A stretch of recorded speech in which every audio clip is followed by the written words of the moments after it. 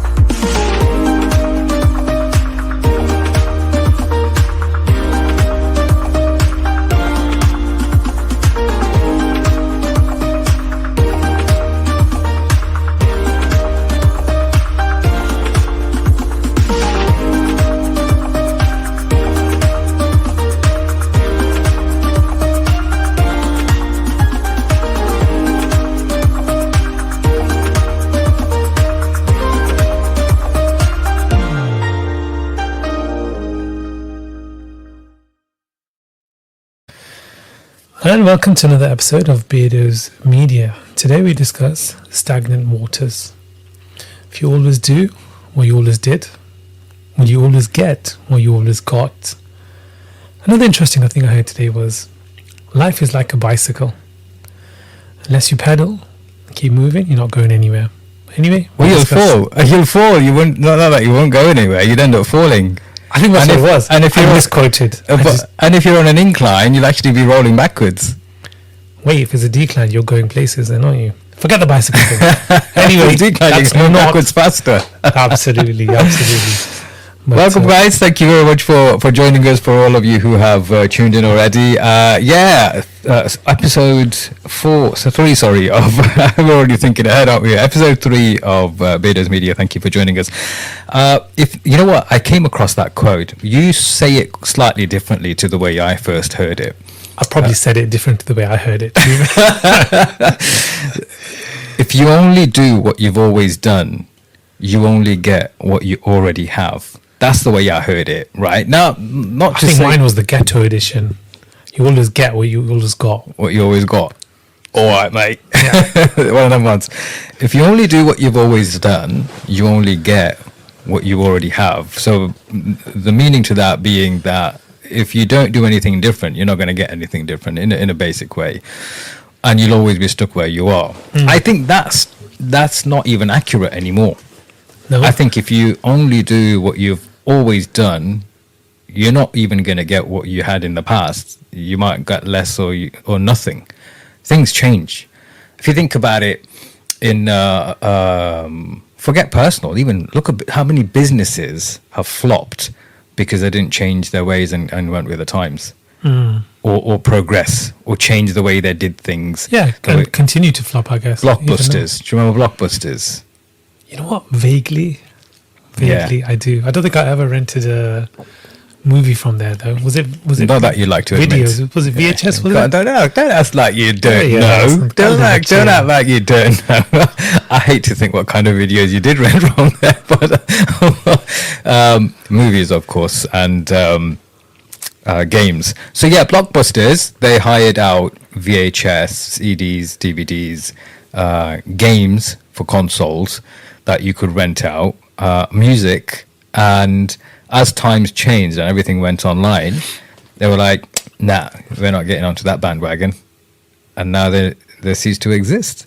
Well, apparently there is still one or two branch around from the original ones in I think in America or somewhere. But the point being, from a business perspective, I guess I don't know whether we were going to even discuss business in this particular discussion. But in life, generally, I think there are some things which we have to get on, not just get on board with, but at least acquaint ourselves with or get to know to make an informed decision whether we want to adopt something or not. I think if we discard something in its entirety without exploring or at least getting the right amount of knowledge to find out if it's worth adopting or not. Because sometimes you might come across something in life where you've explored whether it's worth adopting or not, and then decide, you know what, this is actually dangerous. Like TikTok. TikTok is very dangerous. I'm not even. TikTok is dangerous. I'm TikTok. I hate. I don't know. If you're on TikTok, let us know. Tell us why you're on TikTok. Then tell us what kind of content you watch. We want to know what kind of content you watch keep it clean on TikTok. You mean we don't want to know? I do want to know, because here's the thing. I registered on TikTok just to reserve my name, the handle that they give you, my username, and that's it. I came off it. I deleted the app. I don't even have the app installed on my phone. And I thought, I don't know whether I'll ever use it or not. But everything that I've come to know about it, I think it can be great for promoting stuff, like in the business world. In the personal world, I think it's a big distraction. I think it depends. Look, I think they've got some really clever AIs, haven't they? They have a look at what you've what kind of content you've been consuming, whether you've enjoyed it, whether you liked it or commented or whatever. And then, look, just like any other social media platform, they'll give you more of it. But because of certain ways of the way they've programmed everything together, it just gets you addicted to it. So in life, I guess if you only do what you've always done, you're not any longer gonna get what you already had. I think sometimes you end up going backwards. I think for me, the question would always be, how important is it? If there's something important enough, then you work harder and you don't plateau, as you say. You don't stagnate. Yeah. Somebody once said, what happens to stagnant water? It stinks. So don't remain stagnant. So I think in some ways, I don't know whether it would be classed as stagnation or whether it would just be classed as being in some kind of a comfort zone, because we've had this debate before, haven't we, about comfort zones? Yes. We've had this discussion before, and probably not on air, but when we think about even going into a comfort zone, I'm all for comfort zones. You and I differ on this, because for me, I think that comfort zones are great places to be in. Somebody once said to me, don't get out of your comfort zone. It's not about getting out of your comfort zone or breaking out. Of course, there are times in your life when you have to break out of your comfort zone and you have to do things that you'd never even thought of doing. But the comfort zone is the best place to be, because it's an enjoyable place to be. But there's a big but here. I'm sure there is. Stretch your comfort zones, meaning that everyone talks about get out of your comfort zone, get out of your comfort zone. It's become like a mantra, especially amongst, the topic we were talking about last week, coaches and mentors. But comfort zones are great places to be. I would agree with in the saying that you need to stretch your comfort zones. Basically, start doing more of what you're not comfortable with until you become comfortable with it. And that also becomes a part of your comfort zone. So there's more of the things that you're comfortable with now than you were before. You're still progressing, but you're still in that comfort zone. Isn't that the same thing, though? But I mean, apply it to anything. I think we were discussing about, we mentioned the weight loss or the calorie deficit the other day, and we were speaking about plateauing, and I was relating that to different things, and I thought, okay, let's say, for example, you go to the gym. We don't, but we look like we do. Yeah. Alhamdulillah. Let's say you go to the gym and you lift the exact same weight every single day. Now, on day one, obviously you find it difficult. You might be at a push, whatever. You will get some growth, in the coming days. Yeah. But at some point, that weight is so easy for you. Yeah. Yeah. You are gaining nothing. Yeah. Unless, again, you step out of the comfort zone. You push yourself. You tear some muscle fibers. You lift something heavy, and then you continue to grow. So you've only been able to do that by coming out of your comfort zone. Do you understand? In that sort of specific. Yeah, in that context, I would say, yeah, of course you've got to get out. And to be honest, getting into a gym in it itself is you need to get out of your comfort zone, don't you? You can't get to a gym without. We say that, but I went to a gym for years in my comfort zone. Never picked up a weight. Never did any cardio. Spent plenty of time in the sauna and the steam room and the hot tub, and that was pretty much it. And I gained nothing. Well, apart from some sweat and kind of steam and what. In fact, I probably gained pounds. I've spent an hour and a half in the gym on paper. Haven't burnt any calories, but I've come out sauna, steam roomed, fresh. Your skin is radiant. You've showered. That fresh air hits you, and you think, I can treat myself a little bit. I've just been to the gym. I'm going to go to Costa, or even the gym will have like a, like a coffee shop cafeteria type. Anything. Someone's asked the same question as you. They're saying, "Isn't that just a wordplay, bro?" Regarding your definition of comfort zone. Yeah, you could say it is. I think what I'm more conscious of is when people are always telling people to get out of their comfort zones all the time, and the human body, we as human beings are designed to protect ourselves, which is why comfort is comforting. And which is why we like to be in that zone, which is where we feel comfort and we feel joy or pleasure. My argument is that if you're always getting out of your comfort zone, now if you're that kind of a guy or girl who likes that kind of a thrill, then go for it if that's your thing. But if it's not, I won't feel bad about myself as long as it's for the right reasons. And I would say if you've worked hard enough to become more and more comfortable at the things you weren't initially comfortable with, and they've now become a part of your comfort zone, you're comfortable doing those things as a part of your comfort zone. You don't always have to stretch out a lot. Zahur wa alaikum assalam. Yes, he was on my side. I was actually just thinking of Faisal when this conversation came up, because he agrees with you. He does agree with me, and I would rather listen to Zahur than you. Yeah, of course, yeah. Surprise. Zahur would agree with me, and that's a good thing, isn't it? Sad says, if you don't come out of your comfort zone, you would get bored. No, I wouldn't. I never get bored of staying in my comfort zone. It depends. You know what it is? You have to have come out of your comfort zone in order to... You can't expand your comfort zone by being in it. Yeah. Well, I'm not saying don't get out of it at all. What I'm saying is don't always bang on about coming out of your comfort zone, because you're just going to make yourself uncomfortable all your life. Kind of sounded like you were saying don't come out of it at all. No, I say the comfort zone is the best place to be, but you've got to be comfortable with enough things. If you've expanded it enough, yeah. So that you can, I don't know, you're comfortable running a marathon. You're comfortable bench pressing 120. You're comfortable, doing an hour's cardio. You're comfortable. It sounds like the things I do on a daily basis. Yeah, if you're comfortable, I'm staying in my comfort zone. If you're comfortable waking up at 4 o'clock in the morning, if you're comfortable, eating grilled chicken every day, or all of these things. Yeah. If you're comfortable putting the hard days graft at work. Yeah. Great. Yeah. Stay in that. So at some point you will have had to stretch your comforts. No, you would have to have come out of your comfort zone repeatedly. Well, I think for some people they would have had to stretch it. Some people would have to come out of it. But the arguments I'm making is, I don't think it's a good idea to always come out of your comfort zone. I think it's not good for you. That's in not so many words, it's saying that you're never content. It's cliched.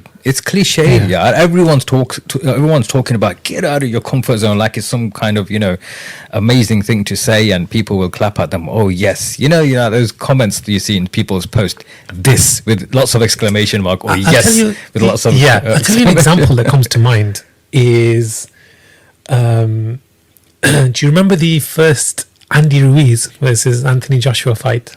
Yeah. Now, at that point, Andy Ruiz was almost unheard of to most casuals and stuff. True. I'd by chance been up at 4 o'clock in the morning once, just watching dead TV, and his fight came on. I remember because it was an outdoor daytime event. He was fighting in a stadium. There was hardly anybody there, and I thought, this guy, for a fat kid, this guy's pretty good. There's a debate that he actually beat Joe Parker. I think there's a debate. I think he did. But the point being was he was very motivated. In his career coming up. He couldn't shift those extra pounds, but then again, look at Tyson Fury. Do you need to?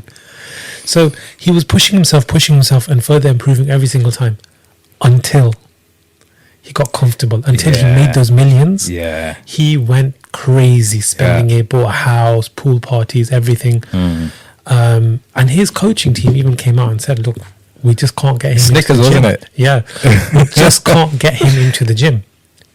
He didn't train for the rematch. He catfished the whole world. There was pictures of him having lost weight, looking, ripped and toned, and he wasn't. He'd actually put on more weight. He'd not had a training camp. He'd not been eating right, training right, anything. He'd found his sort of, where he wanted to be. And the problem with that is he can't stay there. The size of his house, his cars, his expenditure, whatever, because he got made to look silly in the rematch, if he'd have just, maintained those pool parties, not training, not doing whatever, he'd end up on his ass, like in the ring and out. He'd be broke. So he has to keep moving, and that's an example, I think, and it's pretty much what we opened with today. To give you some motivation or support, Zahor's done a U-turn. Okay. Yeah, he's saying, haha, actually I don't, bro. I was just playing devil's advocate. It's what works for you. So I'm always pushing myself out of my comfort zone. But that's not for everyone. It can make some people unhappy being out of their comfort zone. You know what? Then he says it's that motivational speaker's bread and butter for thing. Yeah, it is, isn't it?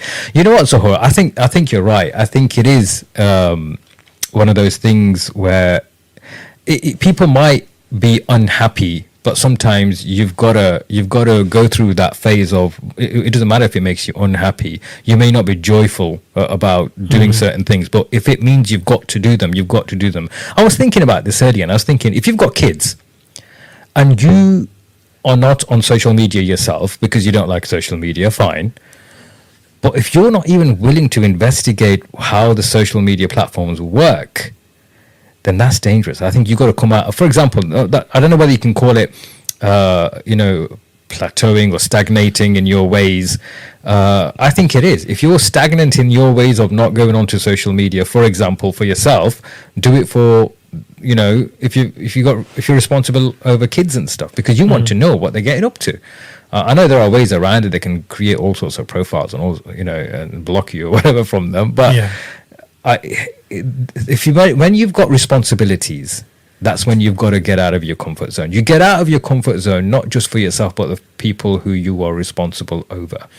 And not only every shepherd is responsible for its flock, isn't it? And another example that comes to mind is, and I'm not picking on anybody, and I'm not singling anybody out, but desi dads. Yeah. From the subcontinent, Indian, Pakistani, Bangladeshi, this kind of area, the desi dads. They're comfortable eating 7 times a day, parathe for breakfast and, whatever, yeah? And they'll have a kebab at night. Like, whether he's a taxi driver, a takeaway worker, whatever, yeah? You get to a certain age, you get dad bod. But they're comfortable. They'll go, they'll earn their money, they'll come home, and they'll feast. And they're comfortable, and they just want to do this and do this. Now, most would say that they're happy to do this, yeah? Which they are. I mean, they're eating like a king. They're living like a king. Yeah. But they're out of weight. Yeah. They can't really participate in their child's sports day. They can't really play football with them. They're probably not going to be around as long or as active. Yeah.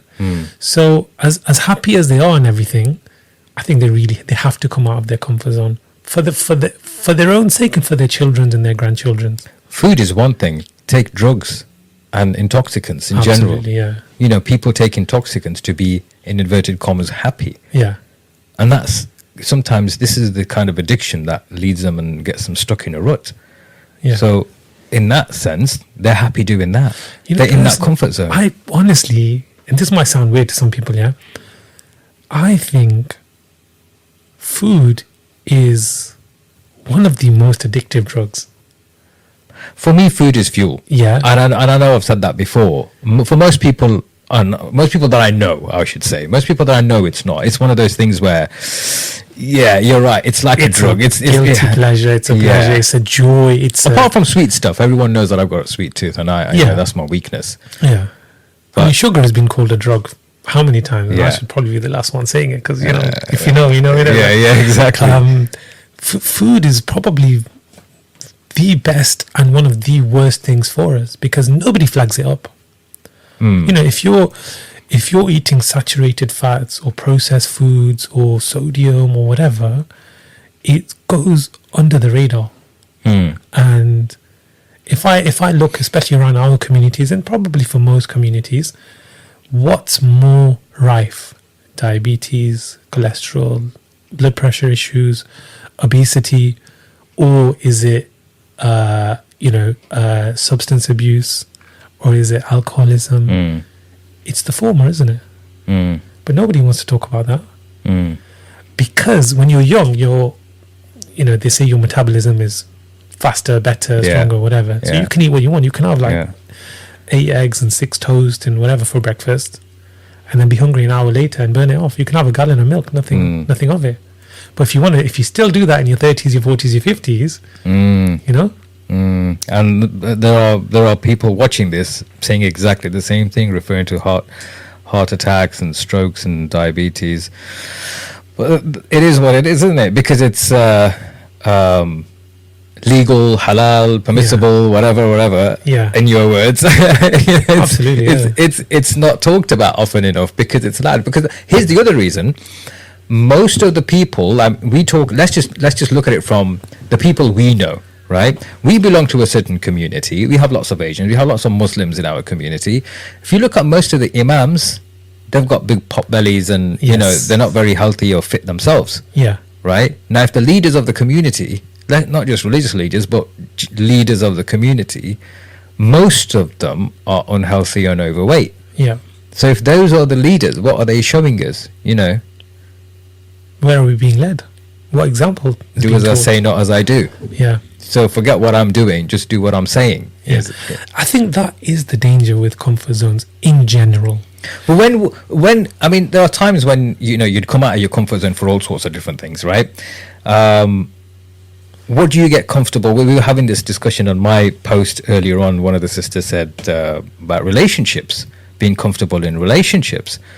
And I, for a second, thought, who's comfortable in a relationship? Who are these people? For a second, I thought she hated stagnating. What she said was she hated stagnating in relationships. And I, for a second, thought she couldn't. She doesn't want to stay in a relationship. She wants to move on to another relationship. Because that's stagnating in one relationship. But what she meant was she hates stagnation within the relationship. She wants things to evolve and grow and so on and so forth. But what about all the other things that surrounding relationships and marriages, marrying 1, marrying 2, marrying 3 or 4, or just generally relationships themselves? What do you do in that situation in relationships? If you're stagnating and the other one doesn't want to stagnate, what then? That again, I think you're highlighting one of the problems of being just a creature of habit.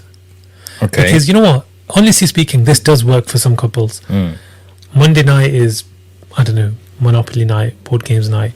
Tuesday night is takeaway night. Wednesday is whatever. Friday night is, curry night. Saturdays, whatever, yeah? Now, for some people that works. But I would say for half of the people that it's working for, it's not working for half of half of the people within. So it's working for one of the one and parties. not the other. Yeah. But so what do you do? It's usually the woman it's working for, isn't it? I don't know. It's usually I would say it's usually the woman because they get their way. Is that what you're saying? Do they? Bro, we need to have a talk, man. We need to have a chat off air, I think. But yeah, I think so anything that's stagnant or stagnates it's not good. Well, can you call a routine stagnation? If you've got a routine of something and it works for both, then, or maybe more than two. You know what? Is it stagnation? We're not here for like relationship advice or marital advice as such per se. Okay. But do you know what? It might be worth just checking with your partner. How much they're loving the routine. How much they love that thing that you do on Tuesday nights, how much they love the Sunday morning, whatever it is. Just check with them and just ask them for an honest answer. Are you in any kind of routines? No. Okay. No. So there's nothing for you to check then? No. Okay. I'm all checked out. I am probably one of the most, I don't know, sort of spontaneous, off the cuff, but at the same time, unorganized person. Would you say your life's an organized mess? I can't even put organised. It's that bad. It's not even organised. I don't want this to turn into a counselling session either, to be honest with you. No, I'd rather not do that. But coming back to the original point, stagnating. At times, I think, you know what, it's always going to be up to the individual whether they stagnate in anything. But I think if anything, it becomes obligatory on us not to stagnate in some circumstances. Yeah. For example, health is one of the things we talked about. It's a responsibility. Whenever, in fact, we can kind of cover this whole thing with that word, responsibility. Whenever we have any kind of responsibilities, we cannot afford to stagnate. And we shouldn't stagnate, because stagnating for ourselves is one thing, but when we stagnate and it affects other people, that's another thing altogether. Yeah. And the chances are, if you're part of any family, household, it is going to affect other people. What you do, almost in one way or another, does affect somebody else. Almost always. Unless you're an absolute lone wolf, solo machine that's completely cut off and void from society in every way. What you do, and also what you don't do, will affect other people. So actions and omissions, what you do and what you don't do, what you fail to do, it will affect other people. 100%. Yeah. 100%. So when is it okay to stagnate? I think I want to say when you're at the top, but even then, what is the top exactly? Has anyone ever gotten to the top? No. For themselves? I think a lot of people think they have. Yeah. And I go back to Andy Ruiz. That guy got, all his dreams came true. Still didn't have two of those belts, though. He didn't have the Ring Magazine belt or the W. But he even came out and said, I've made all my dreams come true. And when he said that, I thought, hang on a second, man. If you've made all of your dreams come true, you've just lost all your motivation. Yeah. Was it, which boxer was it, who said, when you sleep in silk pajamas, it's hard to get up at 5 in the morning. 4 in the morning, it was, he's passed away now. He's a legend as well. I can't remember. For the life of me. I can't remember either. But the point being, when you've got things in your life which you feel are what Marvin Hagler. Sorry, I thought it was Marvin Hagler, but I wasn't sure it was. When you've got things in your life which you think, okay, this is what I worked hard for and I've got it now. Question is it always going to remain that way? No. Let's look at this current financial situation at the moment. Now, in the UK and probably a lot of other places around the world, we're going through a bit of a financial turmoil, right? Understatement of the year. Yeah, exactly. And I don't know about you guys who are watching this. I don't know. Tell us what your gas and electric bills are, what your direct debits are. Mine, I just got an email today. The mood has just gone somber all of a sudden. Yeah, no, but there's a point to be made, isn't it? Right? Yeah. So mine has just gone to £300 a month. From 249, from 189, from 120. From not all that long ago. From not all that long ago, yeah. So within the space of, I'd say, a year and a half, it's tripled. Yes. Almost, yeah. And I was thinking to myself, alhamdulillah, we're blessed to be in a position where we're not going to be, living from hand to mouth. We're not going to have to decide between whether we pay the bills or pay for the food. Yes. Yeah. But there'll be so many people out there, unfortunately, and I was reading a statistic about this not too long ago, that most of the people, I think it was over 70 or 80, over 80% of the UK population live from hand to mouth. Basically what they get is it goes away, it gets consumed. Yeah, they don't have surplus cash, and they don't have savings of any kind, which prevents them or help them in situations like this. So I thought to myself, now my gas and electric bills have tripled, right? Most of the countries' gas and electric bills will have tripled as well. Question is, how many people would be able to afford it comfortably if they stayed in their comfort zones? And if they're stagnated. Now, this is where I think when you've got that responsibility, you can't afford to stagnate, especially when you're responsible for other people. Yeah. Now, if you're in a position where you're okay, like you said, Andy Ruiz got those belts, says I got everything I've ever dreamed of, stagnates. It doesn't, no motivation. Yeah. But you've got to count for the days, the darker days, or the days which are going to become challenging, or the times which you didn't predict, or what's that term when they refer to the hard times befall on people when the least expect it. Those unexpected occasions when you don't know what's around the corner, financially or otherwise, right? So if let's just say you're in a job and you've got a certain level of income coming in, you've got outgoings which are all covered from that job, but you don't have any extra, and you're just living like that on a month-to-month basis. I think it's at those times that I would start thinking, hang on, is this it? You know what I mean? We need to change this. And call me, a risk management consultant or something. But you know what? How would we do that? I have no idea.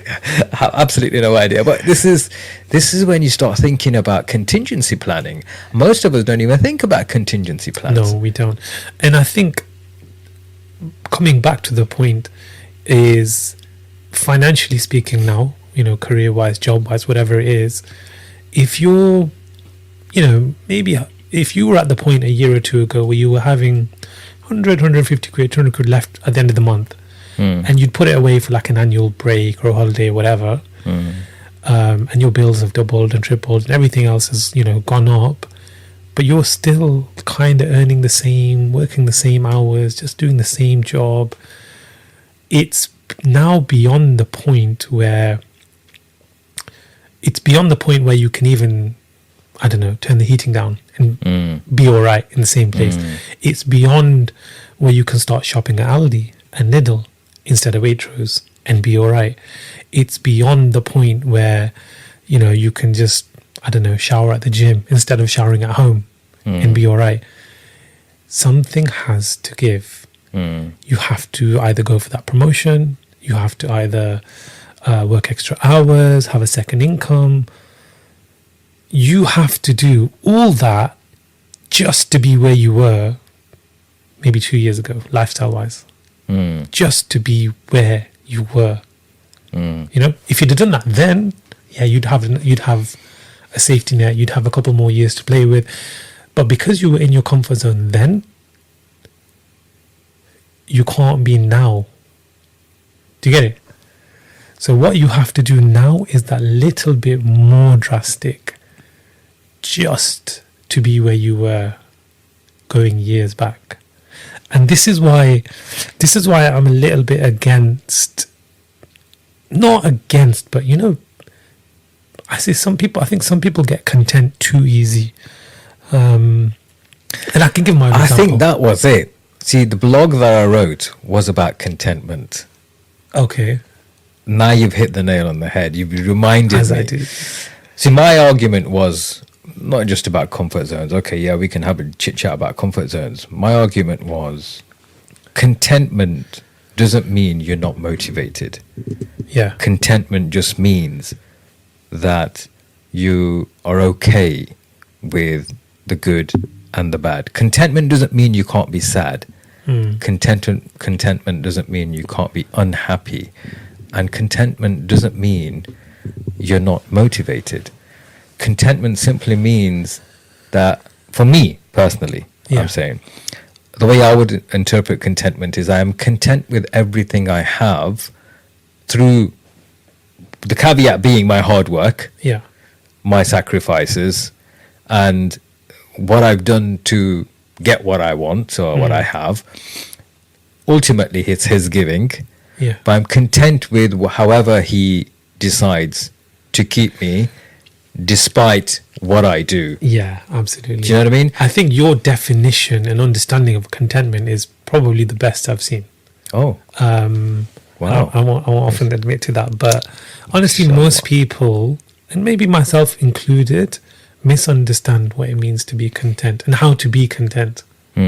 Because for us, it means being, I don't know, sitting back, stagnating, being lazy, just being, And I'm guilty of this many times in my life. Many times in my life, I've thought, I earn this much, I spend this much comfortably, splash this bit, this, that, and around, and I'm okay. I don't need to do anything else.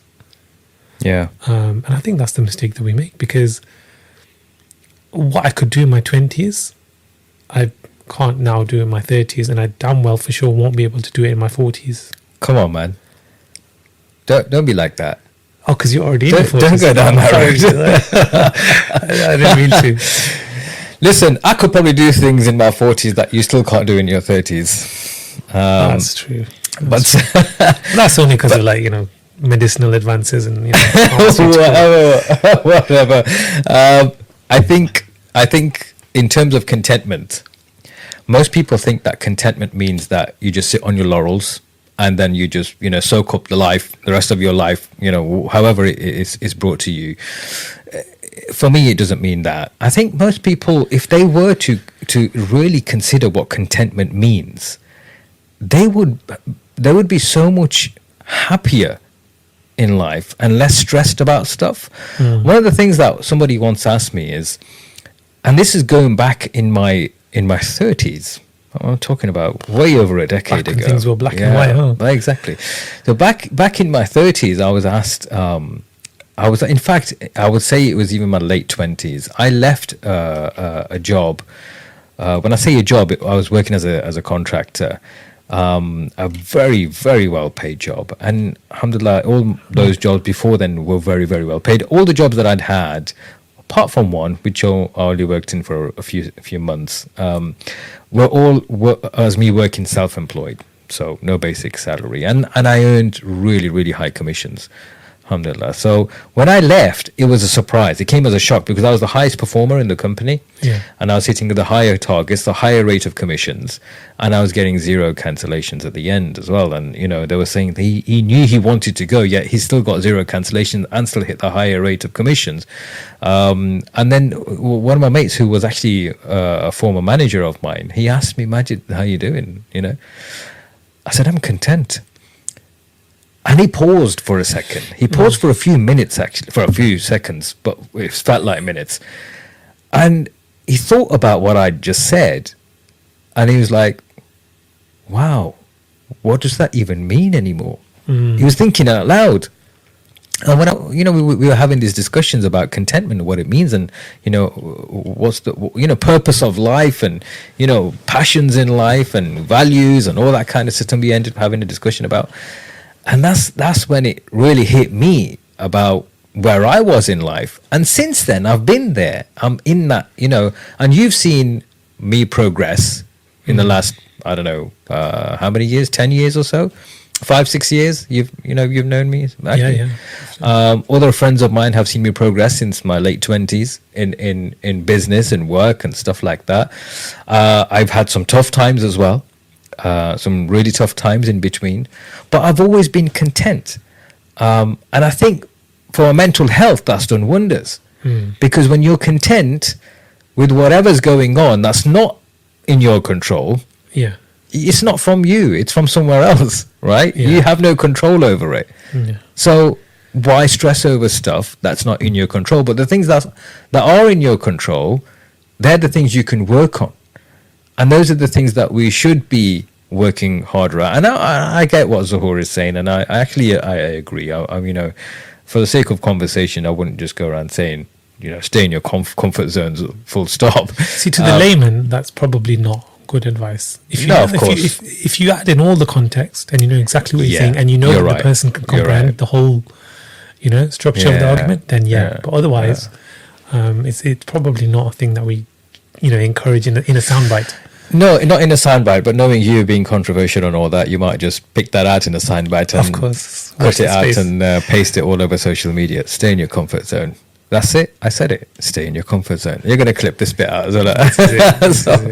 So yeah, I'd say, contentment, it's one of those things where it's the hardest things, one of the hardest things to attain in life, contentment. I think there are a lot of people out there who make out that they're content or may say that they're content, but I don't think they really are. And unfortunately, you can sometimes see that in the way they... It's not even that much. It's They might be. But if they want to stay there, they have to get out of there.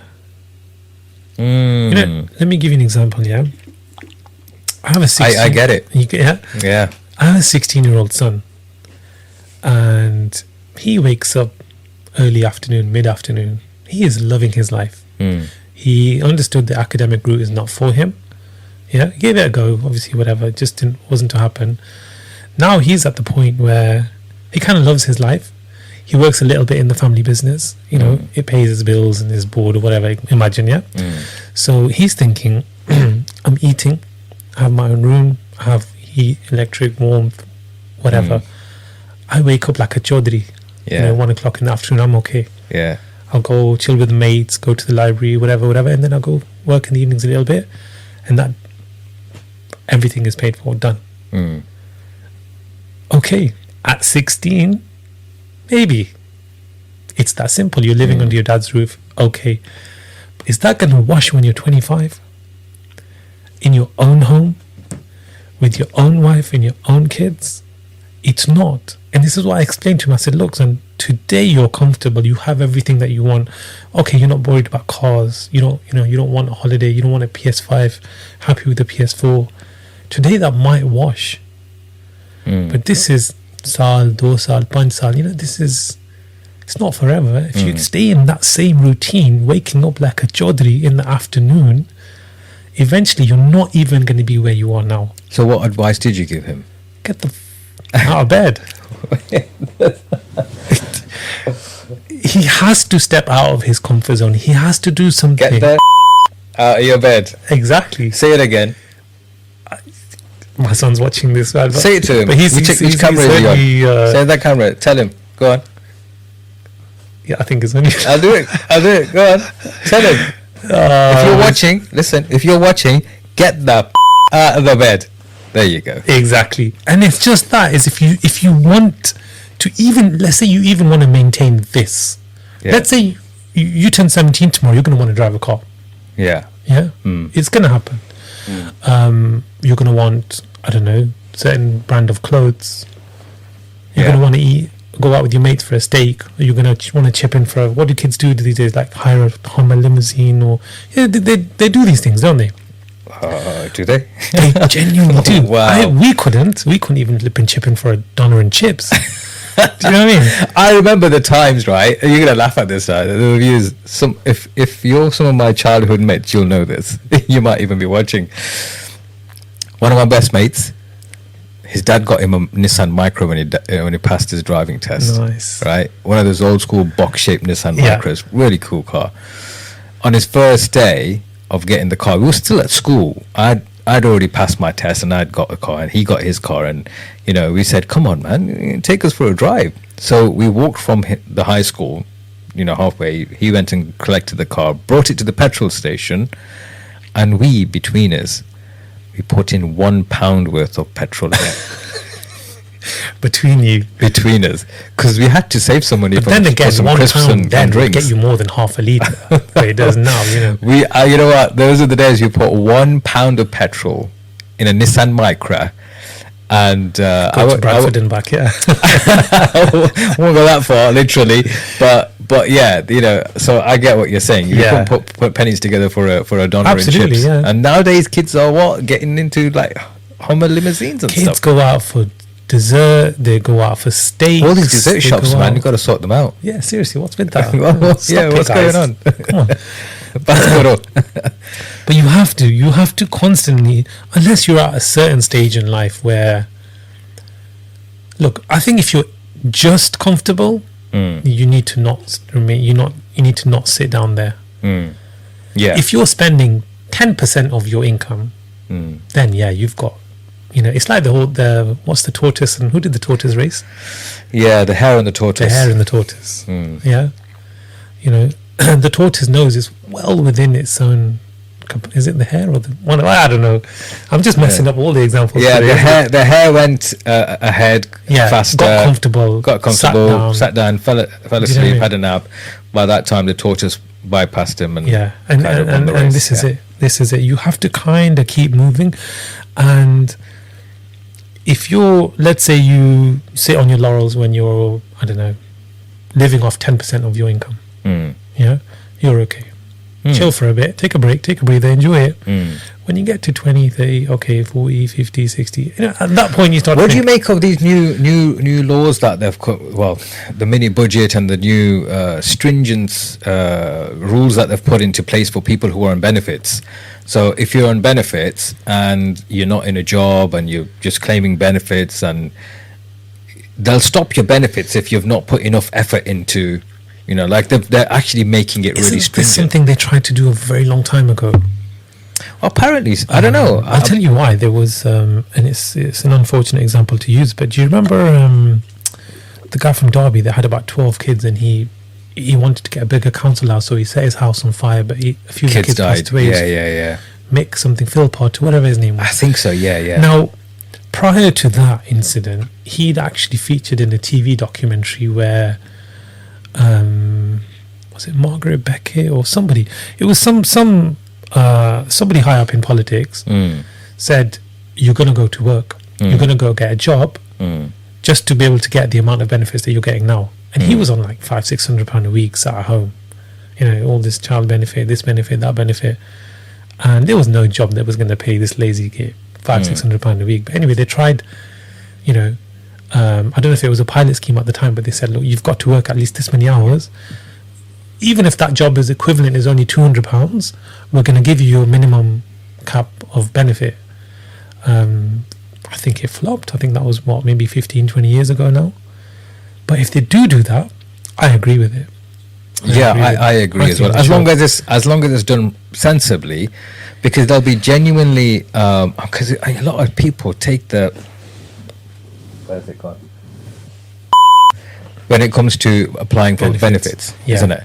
And you know, probably everybody out there would say the same thing about their own people, about their own culture, about their own ethnicity. I think we're one of the worst offenders. I think so too, mate. There was a time I was working for the local council, right, and local authority, and people came in for benefits claims and stuff. There was one sister who was making a claim and getting benefits for being separate from her husband. This is common. When she wasn't even separate. She wasn't. Yeah, this is unfortunately a very common thing. Is it common? Yeah. Even to this day, it shocks me thinking about it. Yeah. That's haram, man. The whole thing is haram, man. Honestly, look, if you compare the social security system to the Baytul Mal or Zakat or something, you know, which it is, if you're, you know, unable to work, if you're a widow, if you're elderly, if you're, you know, in such a position where you can't go out and earn your daily bread, then okay, take from that pot what you need to eat until you can get back on your feet. You have people, self-employed or otherwise, working all hours of the day, registering not living with their wife and kids at another house, so that your wife gets the benefits, you get working tax credit because you're declaring the minimum, and you're building property and plazas and everything back home. Wow. And I'm not saying that's the sole reason of why we are where we are today, but you pair that with, you know, MP expenses and all the scams going on and furloughs and bounce back loans and everything, nobody talks about the benefit scammers and all of these things. Kamran says nobody wants change. As humans, as human nature is to not come out of the comfort zone. They rather prefer what works for their own comfort. Those that pivot and adopt change usually are the ones who are most successful. Yeah, and you're right. And that goes for whatever your definition of success is, whether it's monetary, whether it's otherwise. It's achieving, isn't it? If you set out, if you push yourself, if you work for it, if you strive for it, if you discipline yourself, you'll be okay in one way or another. Yeah, I guess you would, but I think, you know what, I think people really take the mick when it comes to benefits, and it's like the claim culture, isn't it? When people put claims in for insurance claims, and they say it's easy wins for them, and get somebody to nick your car and pretend it got stolen just because you don't want to sell it for a lower price and want to get more money from insurance. And you hear these stories about how or what people are doing, and you think, wow, are they actually doing it, or is it just like Of course, man. Yeah. We all I must be really naive, honestly. Yeah, I think you are, Maj. Honestly, it shocks me when I hear stuff like that. Yeah. And apparently these things are more common than we'd like to believe, or at least I'd like to believe. Absolutely. This is the problem. But do these people not actually think about the repercussions of what they're doing? I mean, like, how can they sleep easy at night? Clearly not. I have an opinion on this. Oh, you have an opinion on a lot of things. On like, on the moral compass. I believe that anything that impacts another human being in any way, shape, or form, it might seem minute to you, but if it impacts another human being, you should be far more wary of it, regardless of the crime, the punishment. Isn't it? It's the rights of human beings over others, and this is not just a theological kind of point for us as Muslims, but it's the law of tort, T-O-R-T, law of tort, wronging other people, and that's how negligence claims come. But I think this is what's been lost. It has. I think a lot of people have become really selfish. They just think about themselves. They don't think about the repercussions on other people, or what their actions, words, or anything affect other people and the community. If you think about these insurance claims, or any kind of insurance claims, then they don't realize that what they're doing actually affects other people in that area as well, where they're living, or people of a certain. These things count towards statistics, and those statistics determine where insurance should lie for people who do. I mean, I'm talking car insurance specifically here, because it's a legal requirement to have car insurance. So when you've got a legal requirement for mandatory insurance of some kind, then obviously you're going to think about you've got to think about how your actions are affecting other people. It's really it's crazy. It makes my blood boil sometimes. Cameron says these are the same types of people who will be having issues in their own homes, no peace or barakah at all, whether this spiritually, marriage, or children. You know what? He's right though. He's right. So, you know what goes round comes round, and karma, call it whatever you want. But I've actually seen that. I've actually seen, and the weird thing is, a lot of these people are like the high flyers. Like you envisage them, or you see them in like you put them on a pedestal. The people who are like like role models or examples you have in communities, like the Chaudhrys of the world. You know what I mean? I didn't want to say it, but it's true, isn't it? I don't even know the letters, otherwise I was going to drop them in there. But you've got your MBEs and OVEs and BMs and I don't know. You know what? That's a discussion to be had. To be honest, that's a podcast I think we're gonna end up discussing at some point. To what extent do you compromise on your values for the sake of success or status? To what extent? And I've seen a lot of people fall from great heights. A lot of people. You know who I worry for more? The ones that don't fall. The ones that cheat the system, that cheat other people, that fraud and scam and lie and deceive, but don't have any comeback. Like, karma doesn't hit them. They're getting away with it. Those are the people that I worry for. Why do you worry for them? The reason I worry for them is because when it hits, it's going to hit hard. And if it doesn't hit, that's a whole, if you go to your grave having got away scot-free with everything that you've done, and you've done a whole lot of crap, and you've done a whole lot of harming, that's what I worry for. Yep. That's what I worry for. Because you know what goes around comes around. I kind of sit easy with that a little bit. Look, let's give an example. Let's say you're in a car park and you're at the supermarket and one of your kids opens the door, but it's a bit windy and it hits the car next to you. We've probably all been there, yeah? But you're like, oh, leave it, let's just go. And you drive off and you've chipped the other guy's car, bichara, yeah? Yeah. And then a few weeks later, something happens to you. Your alternator goes, or, you know, you get a smashed window, or the boiler breaks down. And you're like, this is that coming back, innit? Yeah. You know what? Sorry to cut you short. I can recall exactly a conversation I had with somebody who told me that something like this happened to them. So they were sat at work. They pulled off a little scam, right?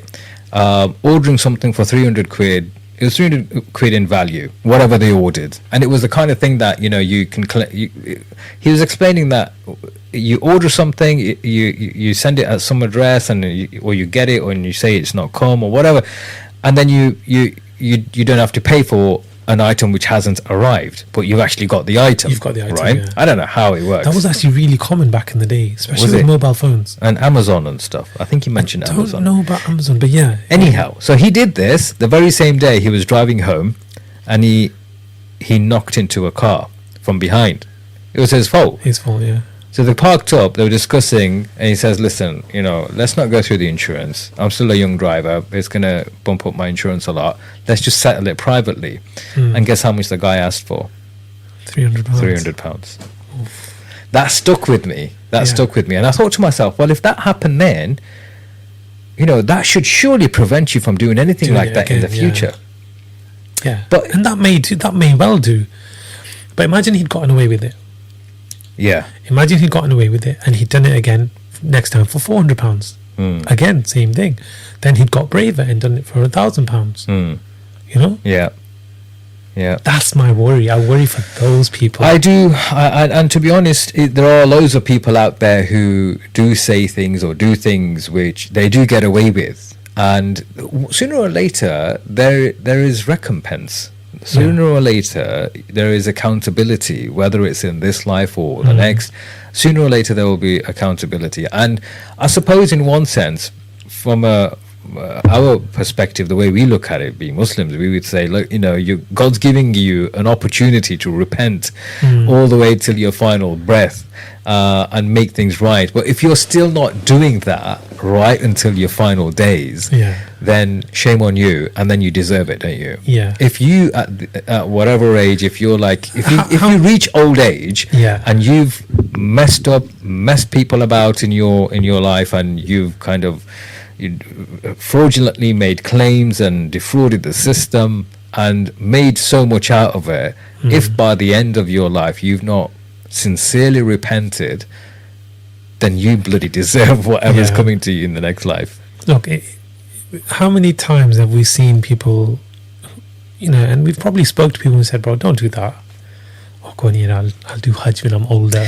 Yeah. You know, I'll hit the reset button. Yeah. When I'm older, when I'm... Yeah. बड़ा time है. बड़े होंगे तो फिर आज करांगे अल्लाह के घर जाएंगे बख्शिश मांगेंगे सब कुछ ठीक हो जाएगा. See, that's another type of being comfortable. It is. Look, it is comfortable in your sin. Yeah. Comfortable wronging people. This is comfortable with hurting people. Comfortable with... I think that's the hardest point for somebody in any kind of crime. Yeah? Yeah. To come clean and start again. And I gave this example, yeah? I can't remember. I was speaking to somebody and they said, look, why don't you just buy a lottery ticket? And I said, I remember I said, I don't buy a lottery ticket, not even for the reason that you think I don't buy one. I don't buy a lottery ticket because I think I might win. And then I'm screwed. Wow. Imagine you don't gamble or you don't whatever, yeah? But you get a £1 scratch card or a lottery or whatever it is these days, Euro Millions. Yeah. And you win. Yeah. And it's like 5 million, 10 million, 25 million. Yeah? And you're like, shit, I only gambled £1, but I've got 25 million. What do? How do you go back from there to righting that wrong of that one little mistake? You can't. I don't think there's a man alive it'd be difficult who can. You know what? I've seen people do it. Oh yeah, but I donated to the masjid. Yeah, but I paid for some umrah for some old people or poor people. I got this ghareeb's daughter married. Yeah, but what about the rest? Yeah. You Yeah, put they yourself think that out as- they've cleansed their income by doing these Absolutely good not. deeds. And to be frankly honest, I've read that when you have haram income and you you spend it on even good causes, don't expect reward from it Nothing, yeah. because it's not going to come your way. It's not going to come your way. But you're right. Cameron also says, Bro Ali, those people who will have an interesting janazah reception, what's been your purpose or accomplishments during your test in this dunya when you've got people talking bad about you on your janazah, or not many people showing remorse, or not many turning out to your janazah because they didn't like your character, ethics, or behavior? The worst thing is when people are at someone's janazah talking bad about them. I out of respect, I've not come across that situation. I've come across the situation afterwards, like people have spoken, yeah, may Allah forgive him, and that's it, right? Let's not say. But I think you've got to be a different kind of a low character to be talking bad about someone on their funeral. Yeah. Even once they're gone. Even once they're gone, you shouldn't do. Yeah. But you're right. I think there are some people who have these narcissistic personality traits who will do whatever they can or want for their own benefit, use people, abuse people emotionally, intellectually, whatever. But neither will they show remorse, but they won't even acknowge it to I think that's the right worst their part, isn't it? wrongs. Yeah, because it's some kind of a psychopathic behavior. They're psychopaths, some of them are. And how many go undetected? Mia says, my friend married and divorced someone who just goes around marrying and abusing innocent women one after another, just getting away. Wow. That's people like that need to be called out. I think so. If people are going around just marrying and divorcing, they're treating the sanctity of marriage as a joke. There is no sanctity of marriage for them. You need to call them out, Mia. Get your friend to call them out. Don't have any. Don't hold you back. Even if it's not for exposing them because of what they did, which you should do anyway, you should at least think of the potential victims. Yeah, anybody else who you might so be that saving. it doesn't happen to anybody else. Yeah, public name and shame. And I think that's probably more important than getting your truth out there because you want this person to suffer or get revenge or whatever. Yeah, there's going to be that element. You want them to be accountable. But if you stay quiet, are you accomplice? Well, this is it, isn't it? Is that another comfort zone or stagnation? Of course it is. Is that another way of staying comfortable or in a comfort zone or stagnating in your position, saying, "Mate, it's got nothing to do with me"? Yeah. Isn't what's that quote somebody once said? When you're silence in the face of oppression, when you're silent in the face of an oppression, then you are siding with the oppressor. Yeah. It's a similar concept, isn't it? I think a lot of people are, though, aren't they? They're afraid to speak up. They're afraid We to have call that out. it's rife within our community, and in probably every community. Yeah, not just our every community. Everybody knows who the drug dealer is. Everybody knows who's the VAT fraud scammer, who's this, who's that, who's whatever. Everybody knows. Nobody says anything. But this is wrong, though, isn't it? It is. Mia says our culture is not very forgiving towards brave women, and this is where this is where you may not be, but it's become a culture now because it was accepted that way. You need to break that culture. You need to speak up. Yeah, you need to be brave. It's got to start somewhere, isn't it? It's got to start somewhere, and there's so many religious references towards making a positive change, and you being the first person to do that, you carry the hasanat and the good deeds of everybody else who does it, and you just never know who you might be helping out there in that way. And if you need our supporters on Beardo's Media, we're here, me and Ali. We'll put ourselves at risk for you. Don't worry. Just don't give our address. But yeah, we're here. We're here to help in any way that we can. I would just go for it. But yeah, you're right, Ali. You know what? These things happen quite regularly, and these things happen not just in this situation, which Mia is mentioning, in terms of women being abused by men and then they're having to stay silent. There are children being abused, child abuse cases. There are safeguarding issues. There are mental health issues with people, and people are being abused mentally, physically, sexually, all sorts of ways. And then staying quiet is the last thing you should be doing.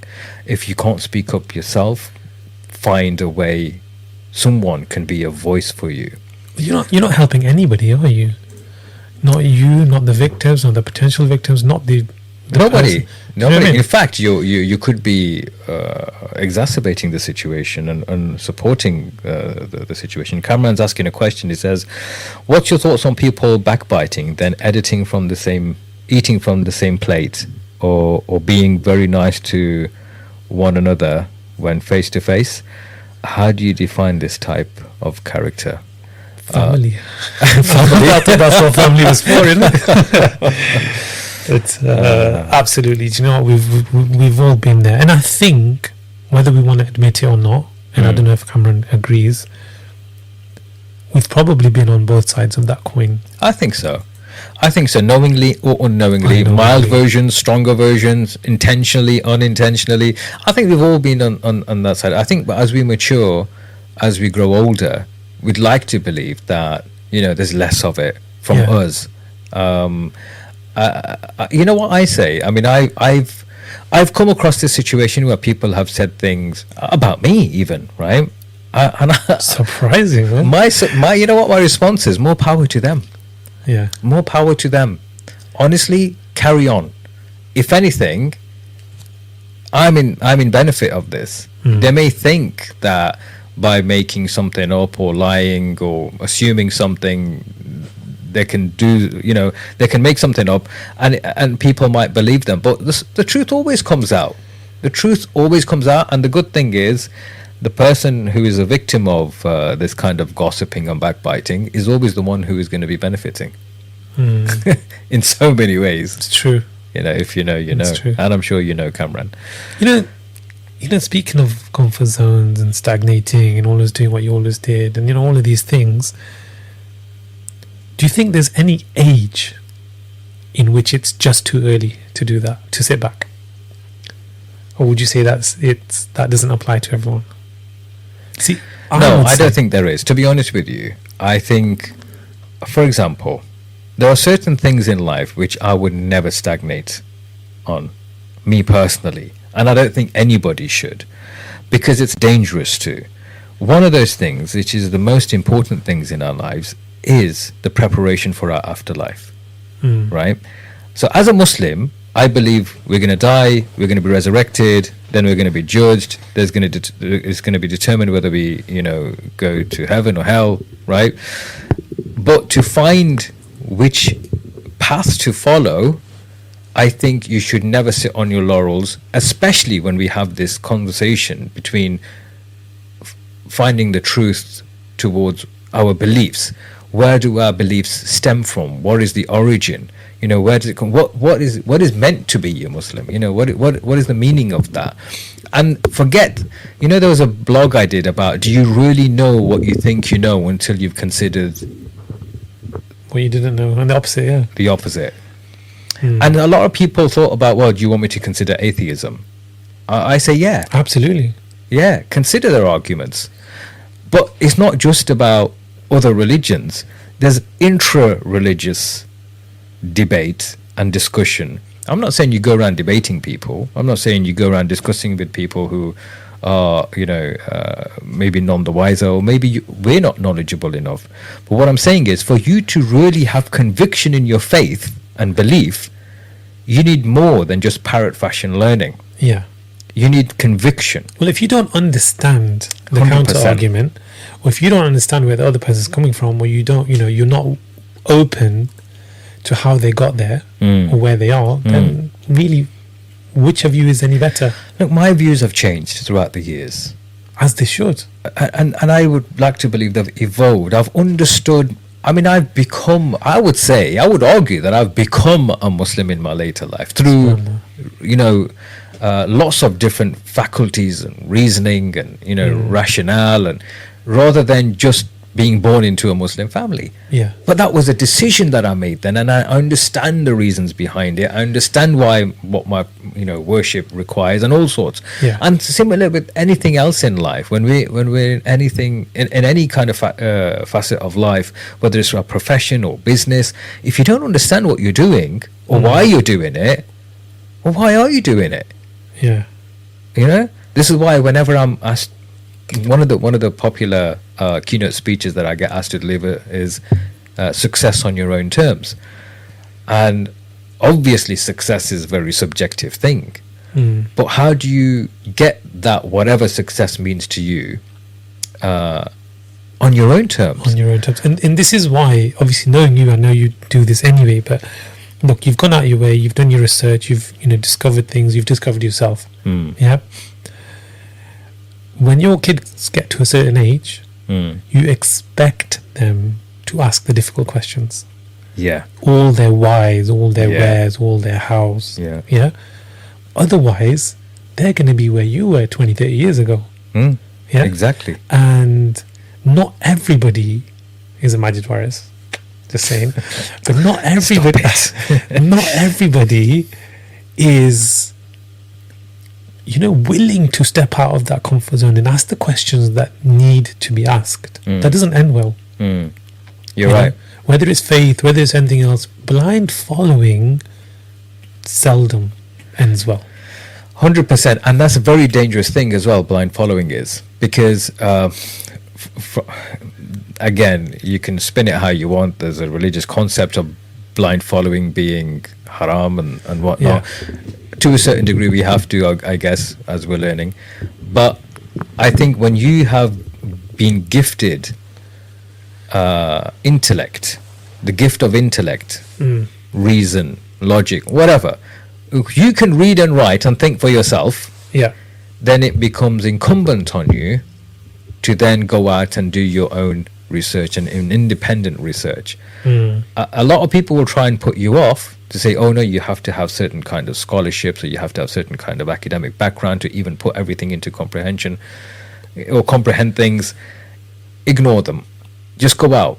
And if you're sincerely looking for the truth, you'll come back to what I found as Islam. But at the same time, you've got to step out of that fear that, oh no, if I'm scared if you're scared of looking outside or from outside in, then maybe you weren't strong enough in your faith in the first place. Wow. If you look at it like that, it's perspective, isn't it? It's true. I agree with you.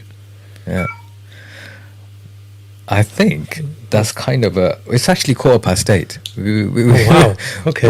This is probably the longest time we've been on the podcast without even realize what time it is. Mia says, I think if you do anything without 100% conviction and belief, it will show in your work and in your personality. I agree 100%, Mia. 100%. Another Facebook user saying, you're right, without understanding we have the objective truth through Allah, we cannot answer others' inquiries.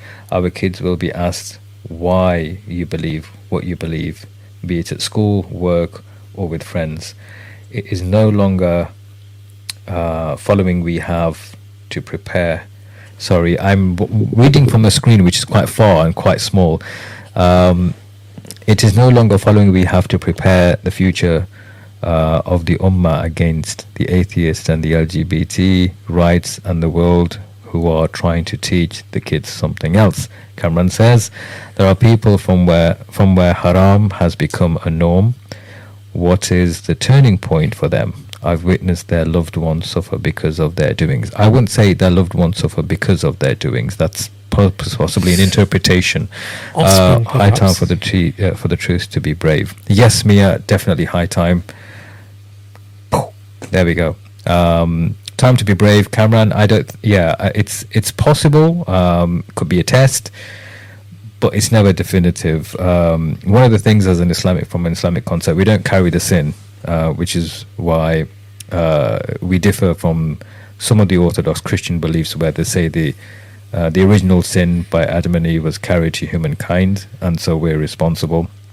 We don't have that same belief, so we don't believe that children carry the sin of their parents. But there can be tests and tribulations and trials which we are all subjected to for different reasons. And you could be right, it could be, but you're 100% right in saying that there are people who don't have that turning point, and haram has become the norm. And for them, we can only pray. And may Allah guide them, may Allah guide us, may Allah guide us all.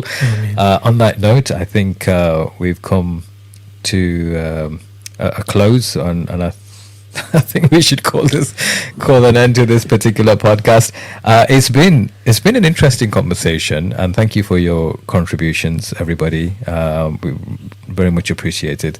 I think it's crazy because we come across so many different experiences in life, and sometimes we share experiences quite similar. We think some of the same things, but rarely do we get to discuss them openly. And sometimes that's all that people need. People just need that little bit of a confirmation that, you know what, I'm not in this on my own. So yeah, guys, thank you so much. Next week we'll be back, inshallah, same time, same place. Do let us know if you have any particular topics that you want us to discuss or you want to be featured in. So inshallah, 7 p.m. next Tuesday. In the meantime, have a great evening, and see you then.